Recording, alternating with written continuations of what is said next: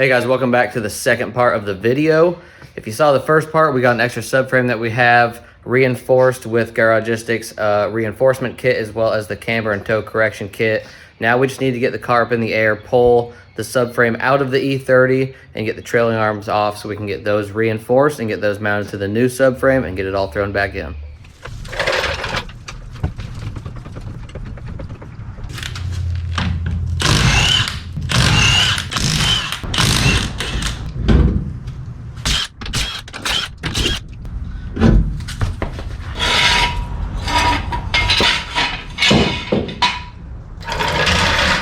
Okay, so I have the weight of the car supported by the subframe right now.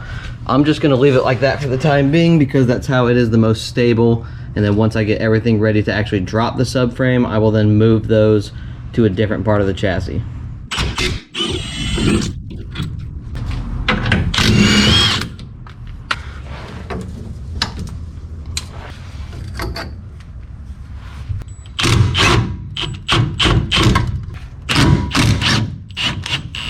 The next thing we need to do is remove the e-brake cable that is on the left and right side.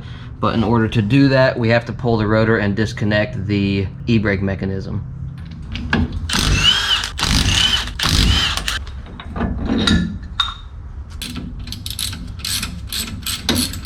And then we'll pull the caliper. Also make sure you have a zip tie ready. You really don't want the caliper to just be hanging from the brake line.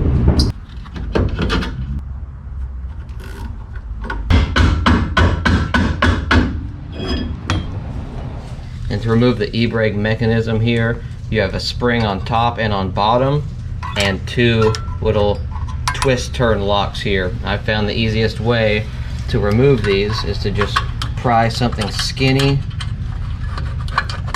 right by the spring and it'll just pop right off. And to remove these pins, use a 5mm Allen. You'll get it in there and turn it 90 degrees and it'll pop out of place. Then you can remove the adjuster. There's another spring on bottom you have to pry off as well.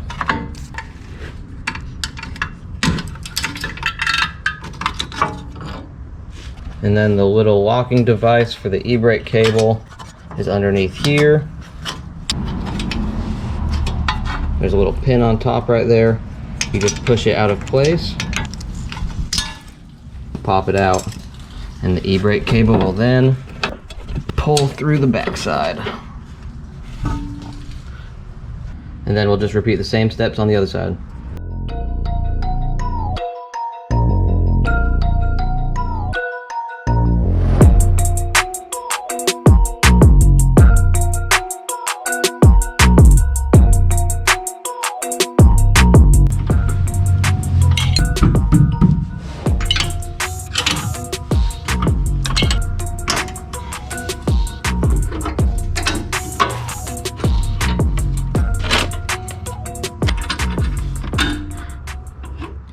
So now that everything is disconnected, we're ready to drop the subframe, but I do have it sitting on the jack stands right now. So I need to lift the car up a little bit and put the jack stand somewhere else on the chassis to support it, and then we can drop it to the ground.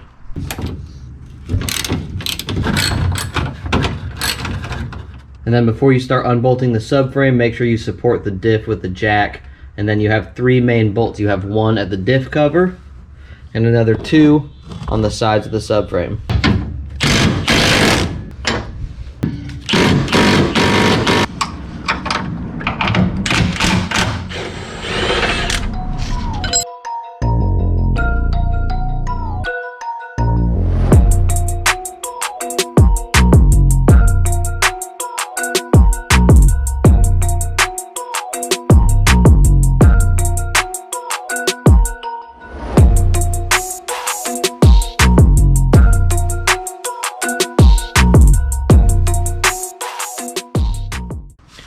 Alright, so that ended up being a huge pain in the ass. I've dropped this subframe about 5 times, and the last couple times I left the drive shaft in and really didn't have any issues. I just had to undo the center support bearing to get a little wiggle room and it would pop right out the diff. This time it was not having it at all, so the drive shaft just kept snagging, but I ended up getting it I just pried it back a little bit further and ended up popping out of place. So it is out, it's on the ground. Now we just need to get this disassembled and reinforce these trailing arms, and then we'll get everything installed up onto the subframe that we had just finished.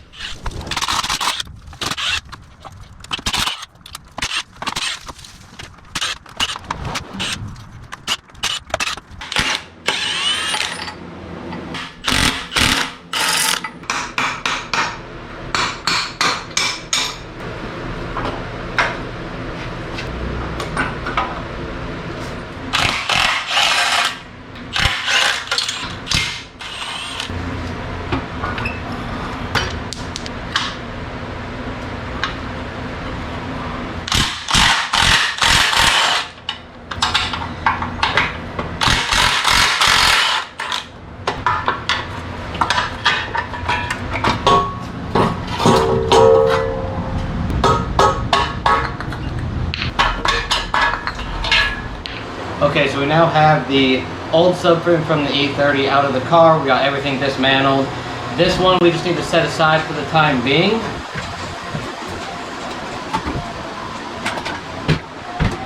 And we can start working on our trailing arms. So the first thing that we need to do is get this prepped so we can get this plate welded on.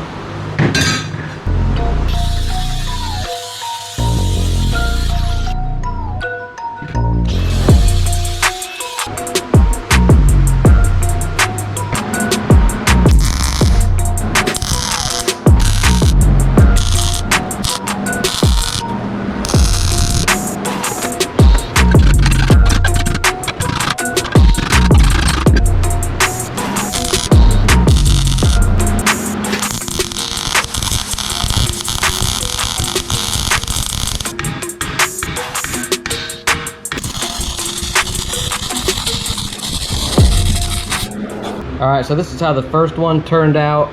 There's some good spots and some bad spots, but for the most part it's alright. And this last piece here connects the shock mounting point to the arm.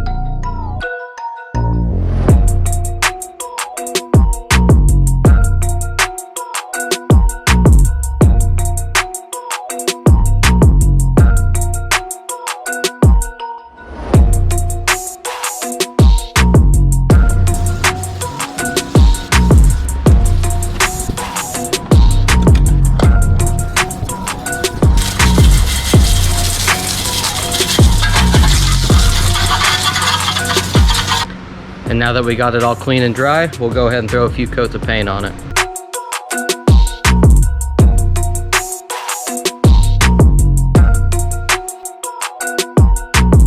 Then we'll go ahead and repeat all those same steps for the other trailing arm.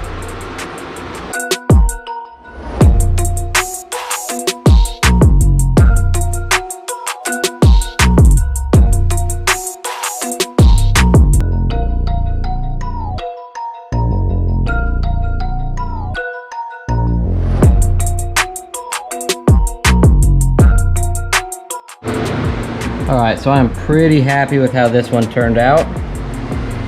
Definitely starting to get the hang of this welder now.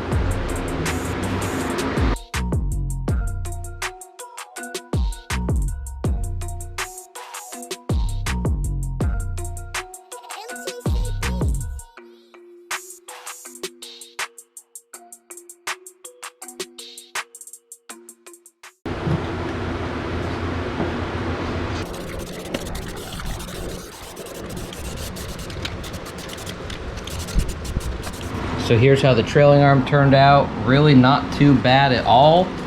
Pretty happy with it. Just like the subframe, I'm not searching for perfection. I really just wanted to get it done, get a coat of paint on it so it wouldn't rust. Now we will clean up our bushings and get them all thrown back in.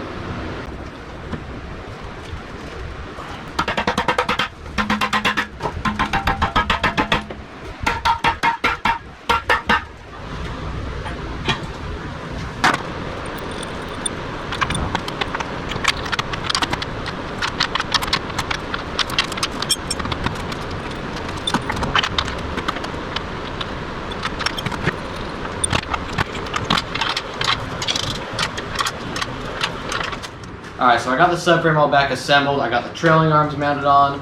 Now I did run into quite a big issue that I'll do my best to explain to you guys. I mainly dealt with it off camera.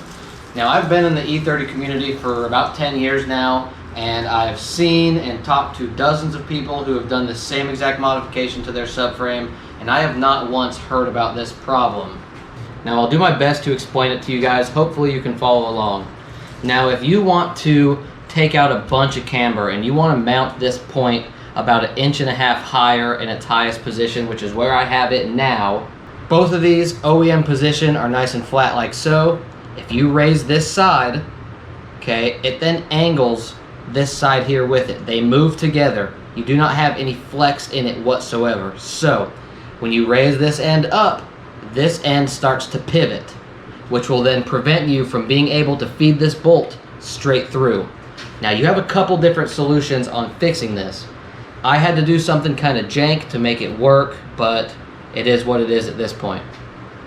You can either A, take these mounting points, bring them up about 1/2 inch to 3/4 inch, and that will greatly help. You should be able to easily put a bolt straight through, so these are both up a bit higher. Now option B, you can mount this tab a little bit higher, this tab a little bit lower, because the bolt will be going through at an angle. Or if you already have it all done like I do here, you can slightly notch this hole up and slightly notch this hole down. So this bolt here isn't actually going straight, it's at a bit of a downward angle, if that makes sense. I had to do a whole lot of grinding and cutting to make this work, and I really don't have too much toe adjustment in the car. Now, luckily the E30s naturally have a good amount of toe in, which is what I want. That will give you some forward bite while in drift, so I'm totally fine with that. I'm really not too worried about having any toe adjustment anyways. I like the factory position. Camber was the biggest issue. I do want to have an even tire wear, so that is where I'm really trying to fix this whole alignment with the rear. So hopefully that kind of makes sense. Hopefully you can learn from my mistakes. Like I said, I don't know how. I've never heard about this to this point. I've talked to a couple friends who ran into the same issue. They said the same thing. They've never heard about it from anybody at all. So now you guys know. Hopefully you can learn from my mistake and make it easier for yourself. So all we need to do now is just clean up the differential, get it bolted back into the subframe, and we can get this all back into the car.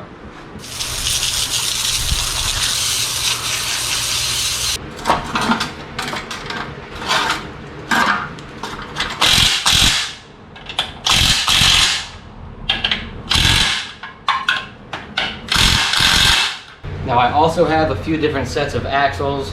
These are the best condition ones that I have. They're all kind of jacked up with torn boots. These are in the best shape, so we're going to throw these in for the time being.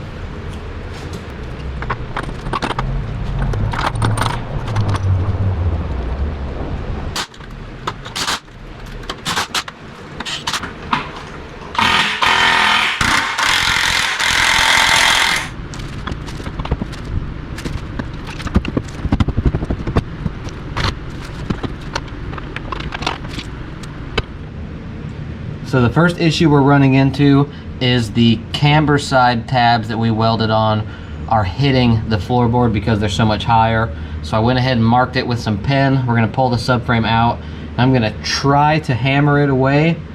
I'm hoping I can get away without cutting it. This is how much more clearance we need. It's about a solid inch, so I'm going to try to hammer it, but we're probably going to have to just end up cutting it.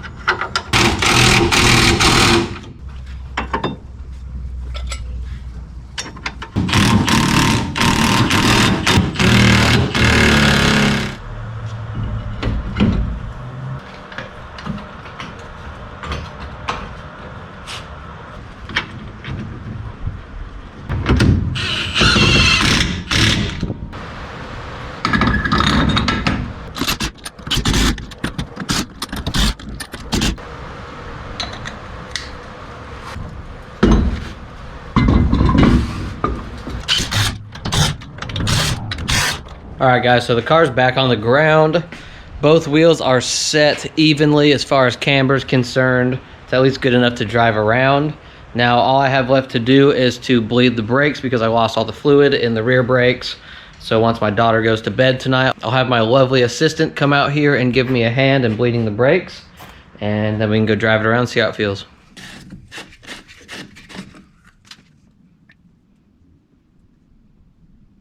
Okay, so I have Alex inside the car. She's gonna go ahead and help me bleed the brake system. Now, I have taught this to countless people, and this is the surefire way to properly bleed an inline hydro.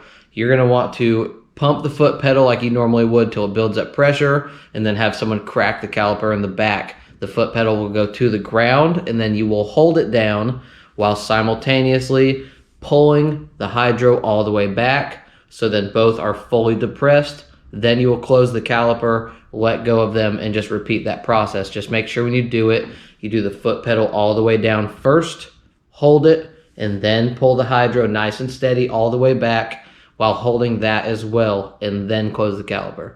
You do it this way, you won't have any issues.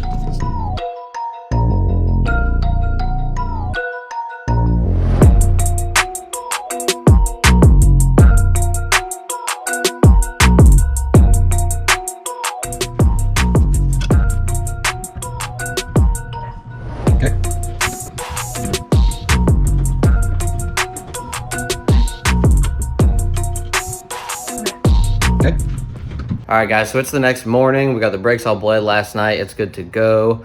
It is a beautiful morning this morning, so we're gonna take the car for a little cruise, feel it out, make sure everything's all good, and then go from there.